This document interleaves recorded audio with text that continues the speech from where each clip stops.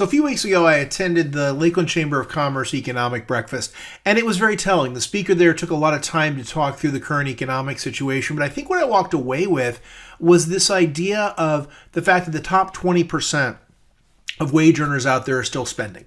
Now, a lot of other wage earners have really started to cut back, especially as government subsidies and things like that have gone back. There's less money to go around in terms of what's coming out of the government.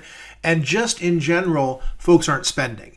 And so when we think about what that means, it really does mean that the competitive war for every single dollar is on, and it's not getting any easier, not going to get any better. So a couple of things I want to share today. The first is premium is continuing to win for a reason. Now, I put everything on a continuum from value, everyday, elevated, premium, and luxury. I think most things you can find will fit into those particular categories. So when we think about it, on the upper echelon, premium is continuing to win. Folks are continuing to talk a lot about that.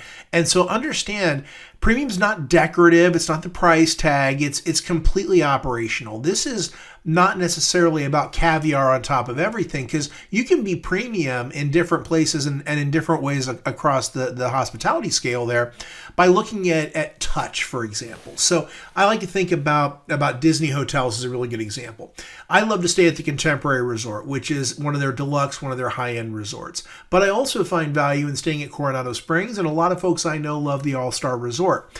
They don't smile any bigger at the Contemporary Resort than they do over at the All-Star Resort. What they do, however, is have a higher touch. There's more people at the front desk. The pools are bigger. The rooms might be a little bit bigger, maybe a little bit nicer. There might be more amenities on property, a couple of extra bars, more restaurants, more quick service, maybe a sit down as opposed to just a buffet or quick service. So there's any number of ways that comes to life. But it is about the way that folks are trained to engage. It's about the pacing of service, for example, if you're at a table service restaurant someplace, but it really is about the touch that you receive. It's about everything that wraps around that experience. Again, there may be nicer finishes in the bathrooms. There may be nicer tablecloths on the tables, those kinds of things.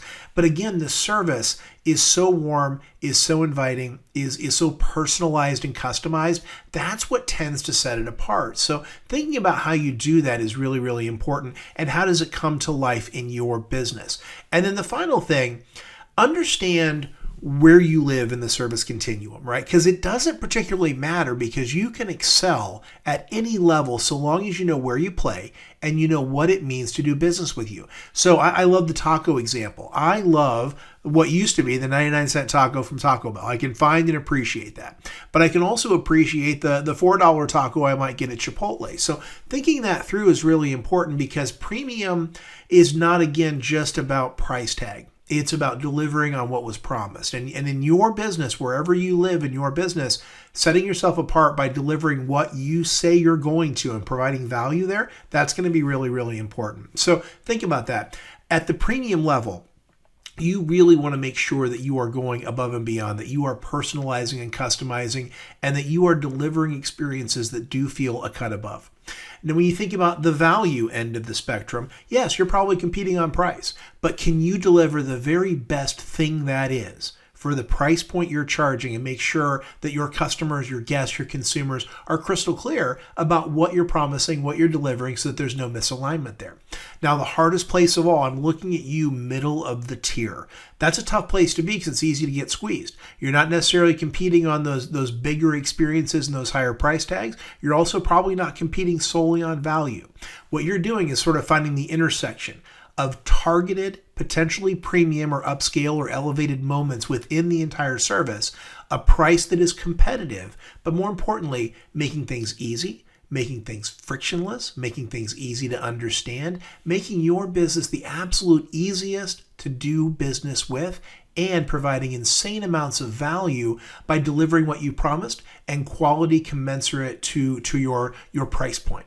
And if you can do that, you will find yourself in a great place to compete. But there is no reason why every single price point can compete. But think about that, because the competition for every dollar out there is going to continue to get more and more fierce as the dollar supply kind of continues to tighten up out there. And again, premium experiences are ruling the day across airlines, resorts, hotels, all kinds of places. But that doesn't mean you have to solely compete there. At whatever price point you're at, look for ways to deliver value ease, and those little moments of surprise that can really delight your guests and customers, and you will find that people keep coming back again and again. Thanks so much for listening, and I'll talk to you soon.